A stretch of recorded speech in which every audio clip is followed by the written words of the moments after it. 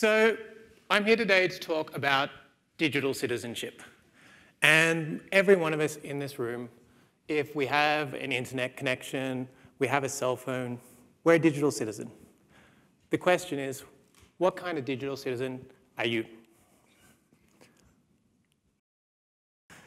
Are you the guy who shares photos of his lunch to an audience who just doesn't really care?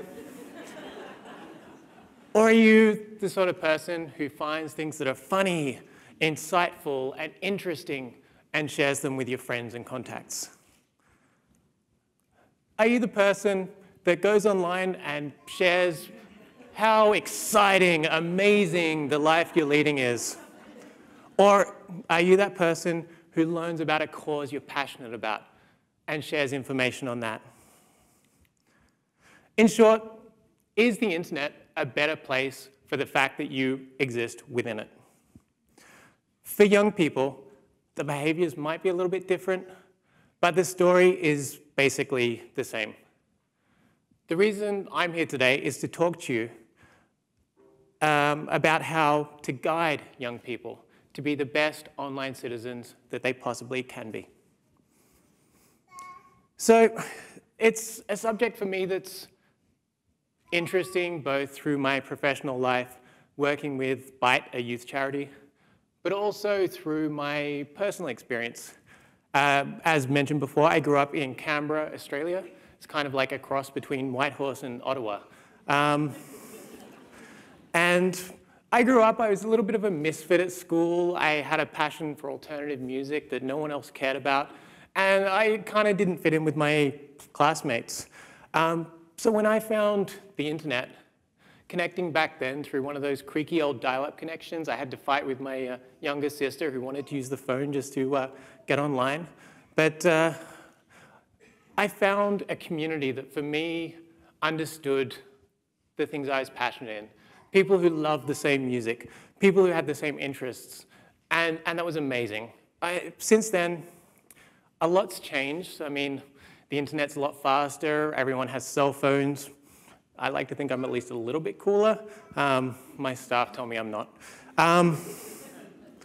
But it is these experiences that help me to focus when we're working with youth on the positives that are out there for them.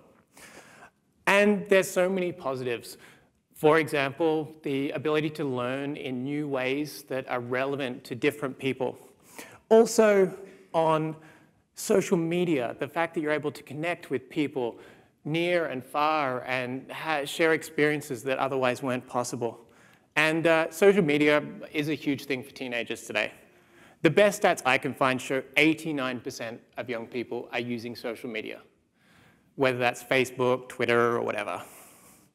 And that's a huge percentage, which means that for young people, online and offline worlds are getting interconnected in ways that for us as adults who didn't grow up with this, we don't necessarily quite understand or comprehend just how interconnected those lives are. And this is actually even true here in the North. For example, I mean, earlier this year, Byte ordered 2 brand new iPads. We loaded them up with videos and we're like, yeah, we're gonna take these out to the communities and the kids are gonna think we are so cool, we're so high tech. So we bring them out the first time, we're like really excited. Hey guys, here's our iPads. And they're just like, oh yeah, look, here's our iPads. Let's show us let us show you what we can do with them. And this was in a community of 500 people here in the Yukon. And it just goes to show how much connectivity has spread for young people and how important these conversations are to be having. Which isn't necessarily to say that everything is roses on the internet. There's definitely some challenges.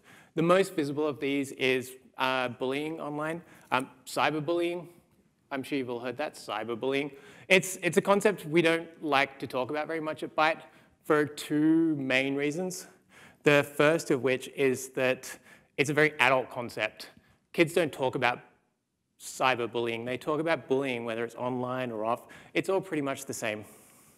But the main reason is it's a little bit dangerous, I think, because it groups some really extreme behaviors together. Everything from 2 young kids who are good friends and testing boundaries, teasing each other over Facebook, to serious cases of sexual exploitation. And these things get grouped together, and it makes the first one seem more serious than it necessarily needs to be. It's just children developing, testing boundaries, and the other, which is a criminal act, seem less severe than it necessarily is. Again, sexual exploitation is sexual exploitation. So that cyberbullying term can be a little bit dangerous from that perspective. Though we do recognize, of course, bullying is potentially an issue for young people on the internet, and that's why I want to leave you today with some tools to use when you're working with young people, whether as a parent, an educator, or just an adult ally to a young person. So the first one is teaching empathy. This is really huge. Empathy is a skill that we learn as we grow up. It's natural for young people to test boundaries, say things, check reactions, and they learn from those experiences. If I say something to you and you react badly, I go, "Ooh, I probably shouldn't say that again." But when kids are online, they don't get that feedback. And so it's good for us to talk to them about this and ask the question, how would it make you feel if someone said that to you? The next one is a little bit intimidating for a lot of adults, learning the technology. Kids grow up with this stuff. So we look at them and we see them surfing the internet, we see them using their iPads, and we're like, I don't understand how they do that. It looks so easy. But they're often very naive. They haven't necessarily learned the ways of the world yet. So things like setting up internet filters don't come naturally to them. So as adult allies, as parents, it's great for us to take the opportunity to have a chat to them and say, hey, let's set that up together. And that's why it's important for you to know what the tools that exist are. Talking about the consequences, I think we all kind of know that young people don't necessarily have the best ability to judge consequences. I learned to ski at 30, and I go really slowly down the hills. And every time there's some 10-year-old who just goes screaming past me. And that's because they haven't quite got the same awareness of what might happen if they crash that I do. And so talking about the consequences is really important to young people. Ask them the question, what might happen if you post this picture on Facebook? Maybe today, what might happen today? What might happen in 5 years? The last one I want to talk about is, I think, probably the most important. Always keep an open mind and always be supportive of young people. When we talk with young people, our experience shows that as soon as they feel like they're being judged for their behavior, they'll shut down. They won't want to talk to you about it anymore.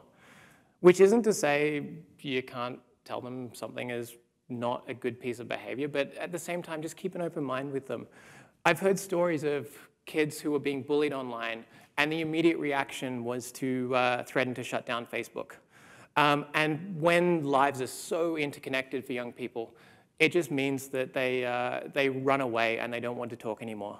So talk with young people through their actions and what they need to do. So these tools, none of them are particularly revolutionary. None of them are probably new for you. But if we do all of these, I can guarantee that together we're going to raise a generation of amazing young people, and these amazing young people are going to change the world. Thank you.